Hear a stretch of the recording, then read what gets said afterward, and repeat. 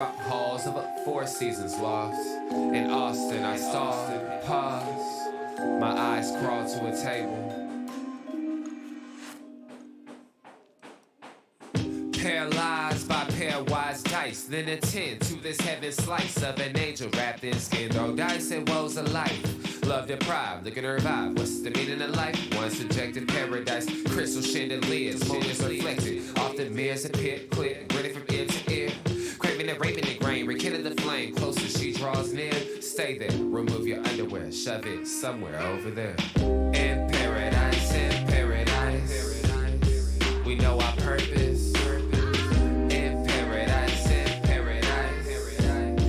we know what our worth is. In paradise, we manifest dreams. In paradise, truth is what you conceive. Hello, everybody, and welcome to this edition of the Unpopular Hour. Of course, I'm your host, Matt Clark. Today, we're coming from Georgia's Happy Hog, as you can see in the background. The food, of course, is delicious, and those of you who know, you know. Those of you who don't, you need to know, and you need to come out to Georgia's and enjoy some of this great barbecue. Of course, I'll be having some as soon as the show is over, which of course includes hot links, ribs, rib ends. And by the way, my girl Tonda Foreman's got me hooked on those rib ends. Hadn't really ate those before, but she's got me talked into doing rib ends. Of course, they have collard greens. They've got mac and cheese only on Tuesday and Fridays. Potato salad. I guess I could just read from the menu, huh? And this is all different things, but of course you can get by the pound, obviously. And of course, they have some great smoked bologna. I'm just gonna call it bologna. I call it bologna, whatever. I call it bologna. But anyway, the smoked bologna is just absolutely fantastic. And the other place that I go to every even eat smoked bologna is Jamil's. Those two places, this place and that place, fantastic. Love it. And if you haven't come by Georgia, you need to come by here. It's on Culbertson Drive. 712 Culbertson Drive, which is just east of Lincoln, off of Culbertson. And but anyway, it's fantastic. You can see that people in the background. Of course, I came for the late show. I usually come on at 2:00, but let's deal with live stream. It takes you a while to get some things going and get everything hooked up. So if you haven't came to Georgia's, I highly recommend it. You definitely need to come. And of course, like I said, I'm gonna be eating lunch, and you guys know me. If it's about food, if it's good, hey, I've been there or I recommend it. And if it's somewhere I recommend, it's definitely something you should try. And everyone I've told about Georgia's, of course, they can't help but come out and try it. So anyway, to begin the show today, we're going to talk about two former OU quarterbacks, back-to-back number one picks, back-to-back Heisman guys, and Baker Mayfield and Kyler Murray. And just the struggles that both of them are going through right now. I think a lot of problem with social media today is a lot of these younger guys think social media means a lot. Well, these people and the fans don't matter. They're going to go with their team. They're not going with you. These people, you have all these millions of followers. That's fantastic. But at the end of the day, you play for the Cardinals or you play for the Browns. And if you try to, state your case on social media, it's not going to work. You can see Aaron Rodgers it worked for him because he has a little bit more power than both of you guys have. Now, you guys are obviously in two totally different situations, and we're going to break down the situations. And first of all, we're going to talk about Baker and his situation. Now, the Carolina Panthers have seemed to have shown interest in Baker, but, the question is what's going to happen or if anything's going to happen with that right now because remember, the NFL draft, which begins Thursday the 28th, which is, a week from this Thursday, and then it ends Saturday the 30th. So the question is, are they going to make a move before that, or are they going to wait till the draft, or what? So that's kind of the problem that Baker is in, figuring out what's going to happen with him and how that's going to affect him, if at all. So we shall see what happens with Baker. I'm hoping that he can continue to I'm hoping Baker to continue to get some things done, and we shall see. But that being said, let's just move on to Kyler. Now, Kyler's a completely different animal in the fact that Kyler, uh, I believe there's several things with Kyler. One, they gave the GM and the coach extensions. Two, they've known him to be a little bit selfish and somewhat aloof, which I'm a Kyler Murray fan, so I'm really not into the little details that it comes when it comes to him and what he's doing. So I can't really say, uh, what's happening with that. Uh, but anyway, so we shall see that. Uh, One, but he's crazy talented, so we know that. And there's concerns about his health because Kyler, as talented and as gifted as Kyler is, he's still small. No matter how you look at it, he's still small. So I don't know exactly how you change that, if at all possible. If that is possible, I don't know if it is, but do you change that in some kind of way? And then the second thing is when you look at, or the other thing with Kyler is, he moves around a lot and he's been hurt. So you're in the West. He's clearly one of the top NFC West. He's clearly one of the best quarterbacks in NFC West. There's just no question about that. Now, Kyler doesn't want to get into the same situation that Baker got into with his next to last deal. He's looking at, Patrick Mahomes, he got his deal. Josh Allen, he got his deal. Why hasn't he gotten his deal early? That's what Kyler's looking at. But he's going about it the wrong way. I believe that the Cardinals have already budgeted in what they're going to pay Kyler. I don't think that's an issue. But these are billionaire owners. They don't give a shit about social media. They don't care. I mean, they do, but they really don't. Because they don't have to. They own the team. And guess what? People are going to come watch the Cardinals. They love you and they want to see, but they're going to come. Just like with Baker and the Browns, it completely worked against him in his favor against him and the Browns. So that's what happened with them. You can't make the same mistake that you see somebody else make. You're not Aaron Rodgers. Neither one of you are. You don't have the resume to be able to pull off and to make demands the way that Aaron did. It just does not work that way. So you got to sit there and figure out, what do I do? How do I make this work? Then you have Larry Fitzgerald calling you out and said they gave him too much too early. Well, Larry is considered one of the greatest wide receivers in the history of the NFL. Larry has also been with the Cardinals his whole career, so they love Larry out there in Phoenix. Kyler, you probably should listen to him a little bit, and I know that's a hard thing with a lot of the young guys. They do not want to listen to guys who have gone and what that. Well, I'm doing my thing. I'm here now. You're not. Well, that's fine. But Kyler, the question is, are you going to be here for 5 years? Are you going to be there for 8 years? Are you going to be here for 11 years? Are you going to be here for 15 years? And you're given your height. Are you going to be able to really sustain the punishment over the period of time? And I'm sure the Cardinals have weighed this. But I think that you've handled this completely the wrong way, and you're talking about sitting out for the year. Really? So you're going to punish the fans? And I know a lot of it is you've been hurt the last 2 years. What if you get a sustained injury and that you're done before you get paid? I'm sure that weighs in a lot with your decision and what you're trying to do. But I believe you're going about it completely the wrong way. Now, the question is, are the Cardinals going to give in? Probably. But it's a bad stain on the way it makes you look. And now with Baker, whoever he goes to, whether it's Carolina, the Carolina wide receiver Anderson doesn't want him. So Baker's got to repair his, not necessarily credentials, but he got to compare his image in the minds of the locker room. That's where he's got to repair himself in the locker room. And he had that podcast you did with whoever the wine, whatever they were. I mean, that's great. You do a podcast with them, but I mean, you didn't make yourself look that much better. But granted, somebody's going to take you. Somebody's going to do something at some point. The question is, who is it going to be? And Seattle, I know you came out and said they had the best interest, the most interest.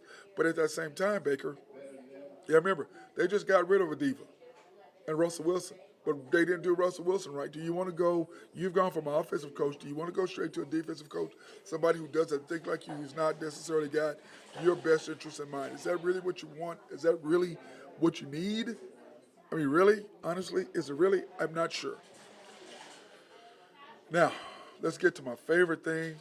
And of course, That's the NBA playoffs. And let's look at the games tonight in the playoffs. Of course, the Pelicans and the Suns play tonight. The T-Wolves and the Grizzlies, you can see that the Suns are up 1-0 already. T-Wolves are up 1-0. And so I thought that was interesting, as well as the Hawks down 1-0 to the Heat. Now, the interesting part of these three games is the T-Wolves are the only ones that won one on the road. Because remember, if you're the opposing team, you play the first two on the road. All you want is one. And the first game is always the easiest to win.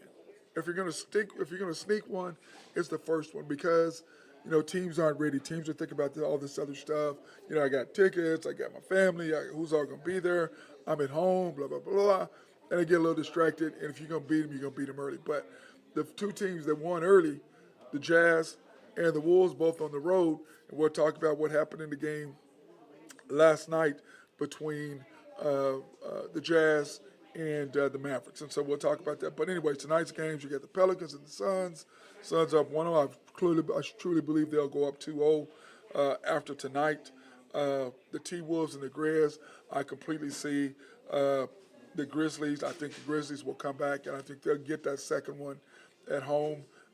They are a young team, and I do believe that they will do what they got to do to get that. And, of course, we will go to HuskerDrewPicks.com and check out Drew's picks for the day.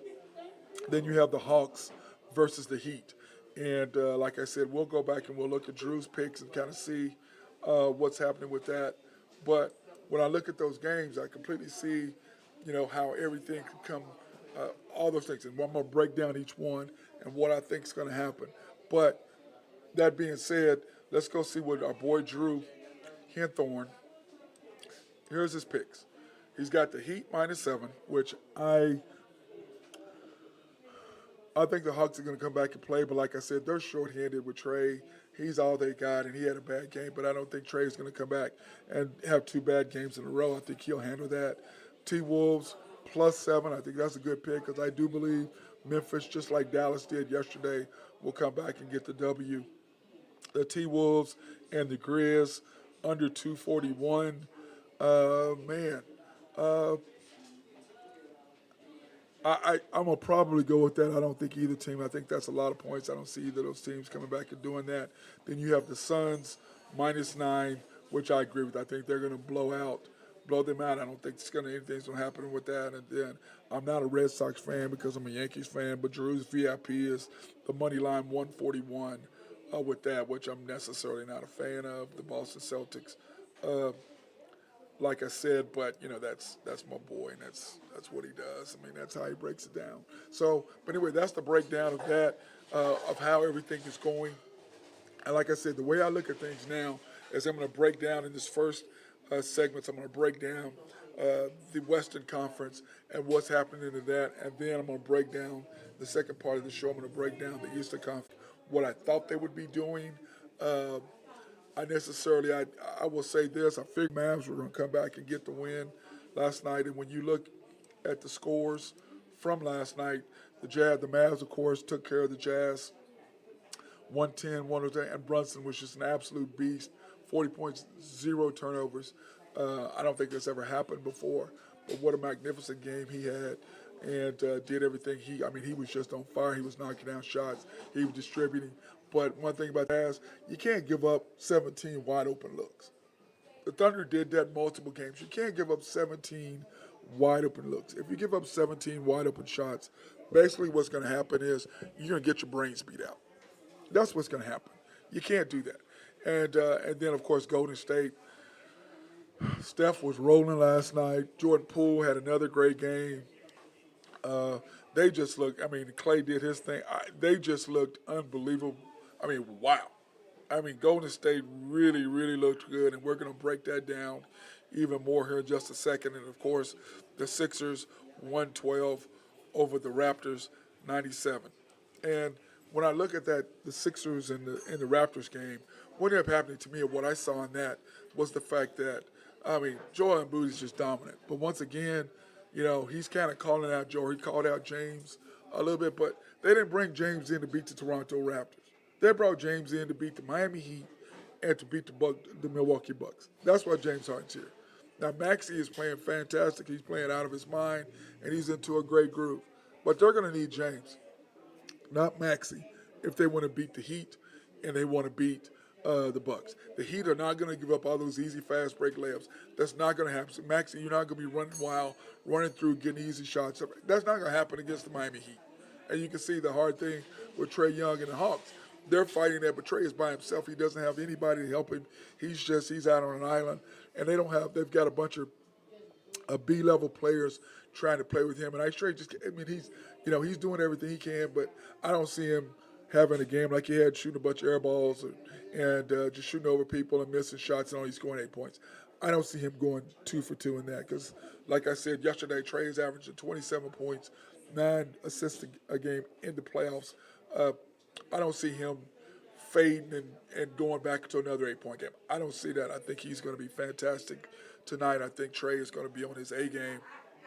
And so anyway, I'm looking forward to that. But when I look at the NBA brackets, and I told you I was going to update them, and I did. I finally figured out how to get them updated and got that. Now we're going to start out with the Western Conference. And when I look at the Western Conference, Phoenix and New Orleans, the Pelicans, like I said, Phoenix, I see them going up 2-0 tonight. I don't think that there's no way. New Orleans just doesn't have enough to handle the Suns.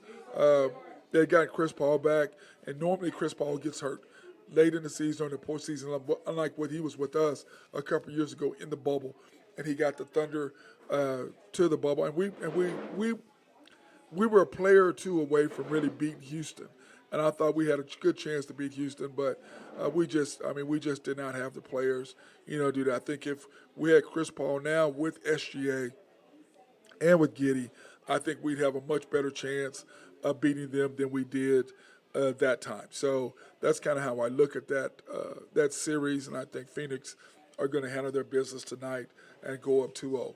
Dallas and Utah, like I said, it was a great game yesterday. I think Brunson was playing out of his mind. Utah's got to come up with an answer for the pick and pop with Dallas because they did a great job. They cannot give the big fella that many wide open shots. And, we know that Rudy Gobert, he likes to drop in and grab rebounds. And if he's going to do that and he's going to give Dallas that wide open shots, then Utah may be in trouble in this series without Luka. Now, granted, Utah is going to be at home. I think it's going to be a completely different breakdown. I think it's going to be completely different on what's going to happen in that particular game and in that particular series. I think that Dallas needs to go and they've got to get one so they can kind of extend this series a little bit because they need to get Luka back. And I think Luka's probably game 4-ish, maybe game 5. So if Dallas can steal one and Utah and make it 2-2, come back to Dallas for game 5, I do believe that Dallas then has a chance to get past Utah. That being said, that's going to be a tall task. Utah is one of the toughest places to win a ball game. They're in Salt Lake City, kind of like Oklahoma City. It was kind of hard to come in OKC and get a W. So I think that's going to be interesting to see if Utah can hold off Dallas and be up 3-1.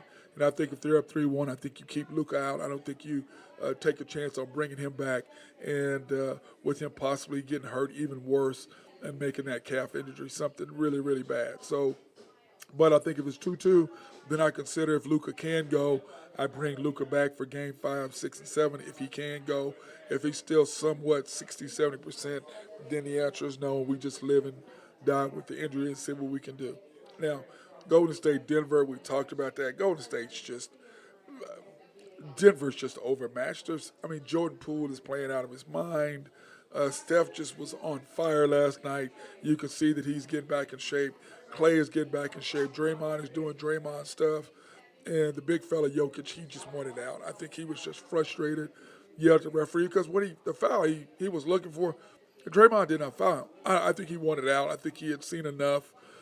He realized there's nothing else he could do. Let me just go into the locker room early, get my shower, get rested, and get ready to go back to Denver and hopefully get 1 or 2 wins. But I see Golden State just probably, Denver may get 1 because they are playing at home in Mile High, but I'm not sure if that's actually going to happen or not. I think Golden State will do what they need to do to probably sweep that series no more than 4-1 at the absolute worst. Uh, that Golden State will do. They'll go 5 games, but I think they'll do 4. I think Phoenix will do 4. I think the Dallas series will be 4-2, probably Utah. If I had to just hold my feet to the fire, that's kind of what I see right now. And Memphis and Minnesota, I think this is going to be a dogfight.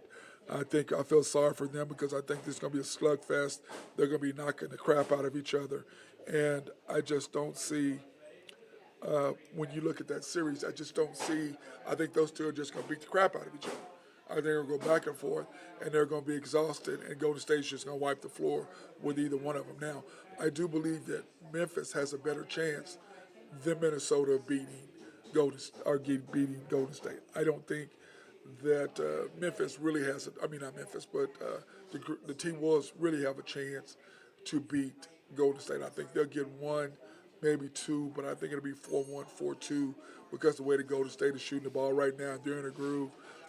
Steph is basically getting healed, and they'll get some rest, which will help him even more, heal his ankle even more, which they give them more rest, give Clay better chance to even get even stronger, get in the gym. So I think that's going to either one of these teams.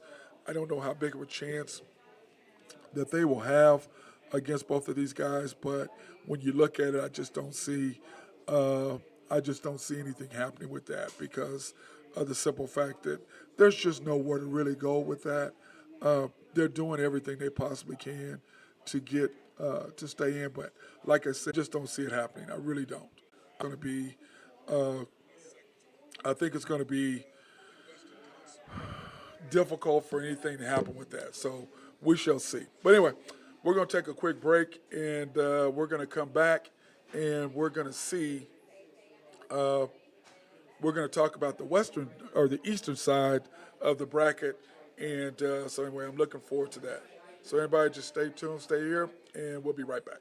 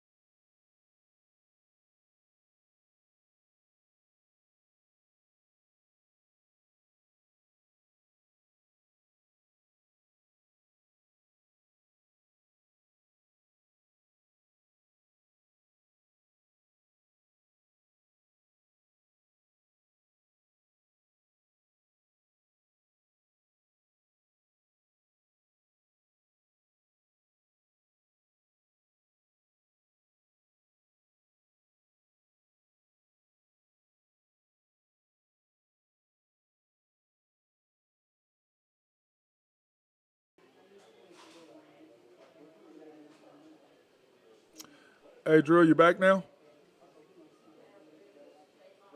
I got you now. I lost you there for a minute. Sorry about Yeah, that. I've got to get what I did is when I came over here to Georgia's get some barbecue, I hooked up to their public Wi-Fi instead of their house Wi-Fi.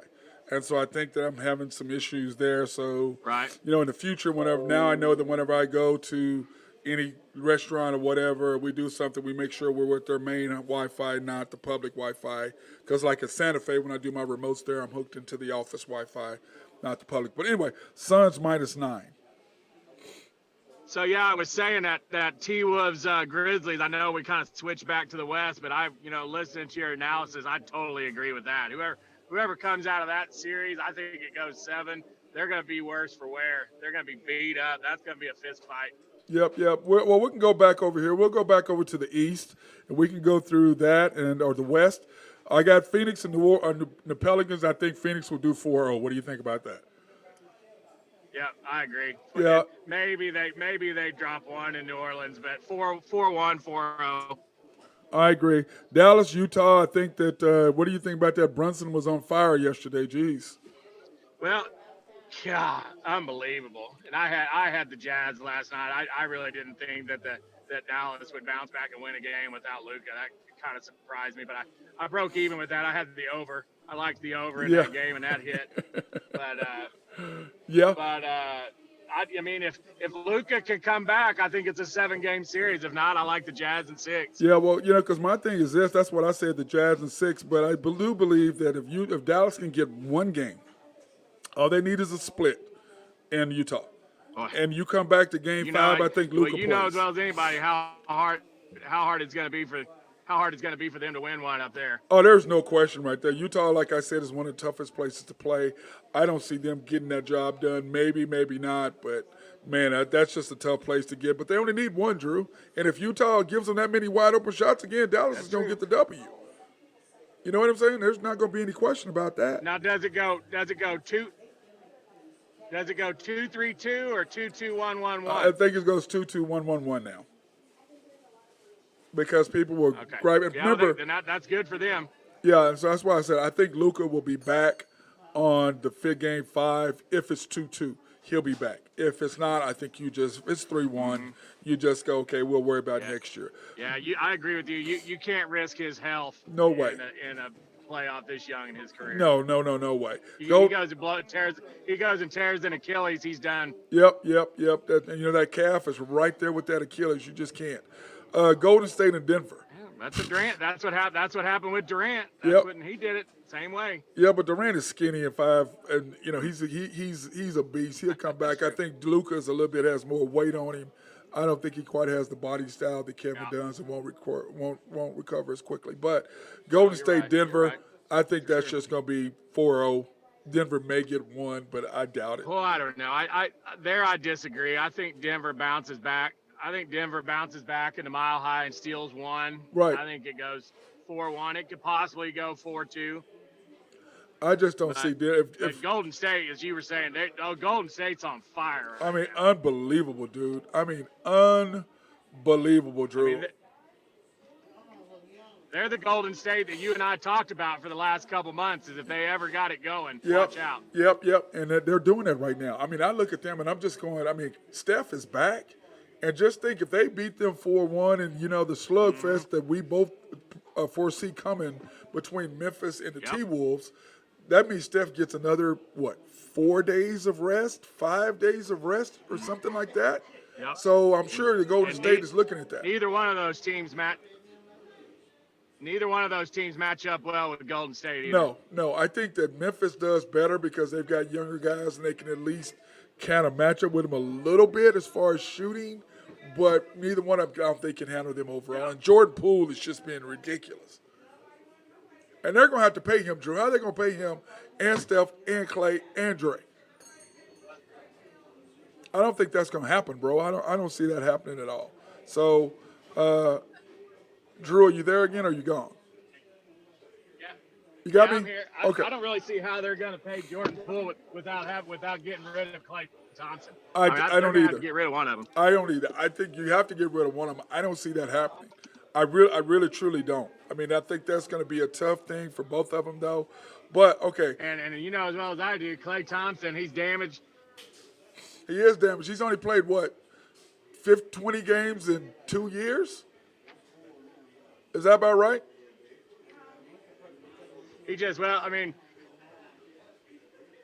Yeah.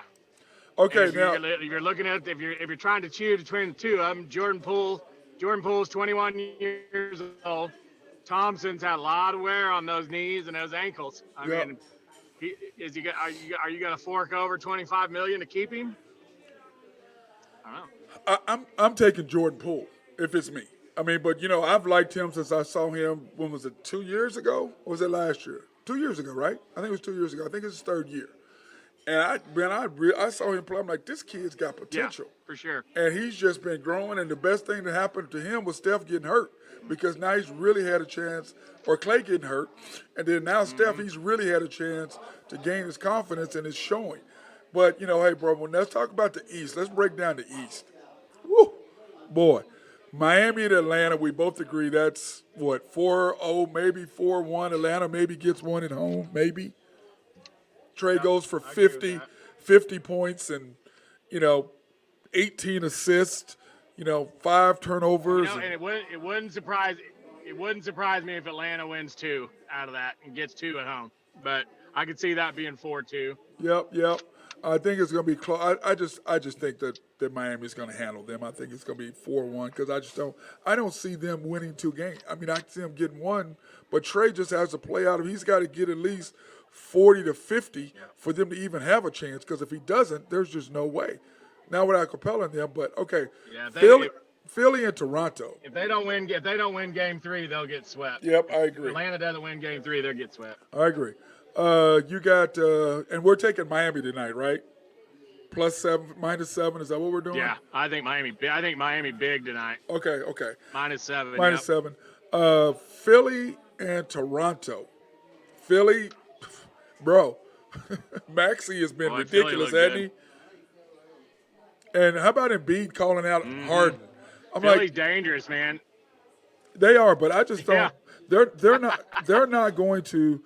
I was saying all the stuff that they're getting in Toronto, they're not going to get against the Heat, and they're not getting. They're not Maxey. You're not going to run up and down the court having wide open lanes everywhere. That's not going to happen against the Heat, and it's definitely not going to happen against. So that's why what I was saying with that, I'm like, man, I just don't see it. You know what I'm saying? I think it's going to be crazy. What about Milwaukee and Chicago? That'll be a good series with Milwaukee and Philadelphia, though. That'll go 7. Yeah, not 6 or 7. What are you talking about? But see, they'd have to get to the conference finals for that, because Miami and Philly are next. Okay. Yeah, then Milwaukee and Boston and Brooklyn are all in the same category.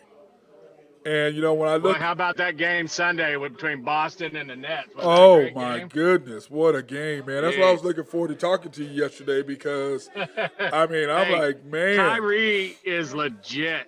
Dude, but Drew, you can't be flipping off the fans, man. Seriously, Kyrie? Like, they ain't never said, like, you ain't never heard that before. But I know you really hate Boston. I know. And I'm not a Boston fan either. But come on, man. Are you serious right now, Kyrie? Yeah, you can't do that. You can't do that.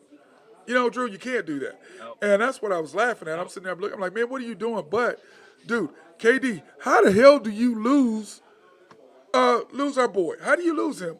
Jason Tatum. How do you turn your back and lose him with what? Yeah. 3 seconds to go in the game, you're watching Marcus Smart. Yeah, clearly is going to take the shot. I said the same thing. How is Kyrie getting switched off on a 6'9" Tatum? Yeah. Well, no. What happened was KD turned his back and Tatum cut back door. Right. And Kyrie and KD both were watching Marcus Smart. And by the time Kyrie turned his head, Tatum already had the pass, and he just did the spin move finish at the basket. And I was talking about the first rule of basketball is ball you man. If either one of them have that, Marcus Smart has to take the last shot. And I'm sorry, and I'm a big OSU guy, so are you. But come on, man. I don't mind Marcus Smart taking the last second shot. Do you? No, I'd have backed off and let him shoot it.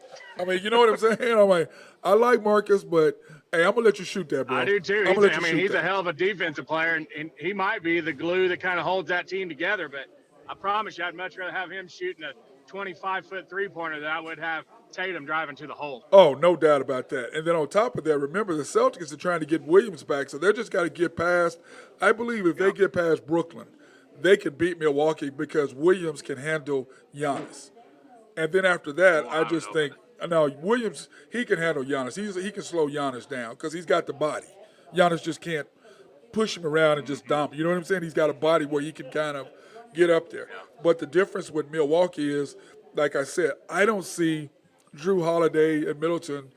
What did they shoot? 25 or 31% or something stupid? 25 or 30% for the game combined? That's not going to happen in the second game. Not going to happen.